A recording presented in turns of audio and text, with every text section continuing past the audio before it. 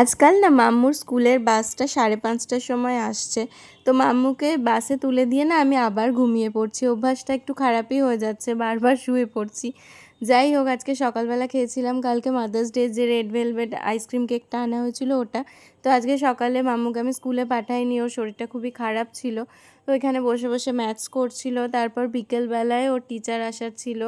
তো টিচার আসার আগে আমি ওকে একটু পাস্তা বানিয়ে দিয়েছিলাম। এটা হলো হোল হুইট পাস্তা, এই পাস্তাটাই ওকে আমি বানিয়ে দিই। তো দেখো, আজকে আমি চিকেন বা কিছু দিয়ে মানে এগ দিয়ে বানিয়েছিলাম। এই ভেজিসগুলো আমাকে সকালবেলাতেই রান্নার দিদি কেটে দিয়ে গেছিলো, পেঁয়াজটা আমি পরে কেটে নিয়েছিলাম।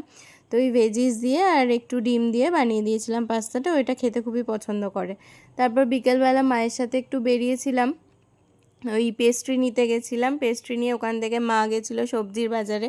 আর আমার মা বেরোলে তো সবজির বাজারে যাবেই, যেখানেই যাক প্রচুর পরিমাণে সবজি কিনে আর হাঁটতে পারছিল না। যাই হোক, তারপর ফেরার সময় একবার আমি বলে ফেলেছি যে আমি কিছু খাবো, তো আমার কিছু খেতেই হবে, খেয়ে তারপরে বাড়ি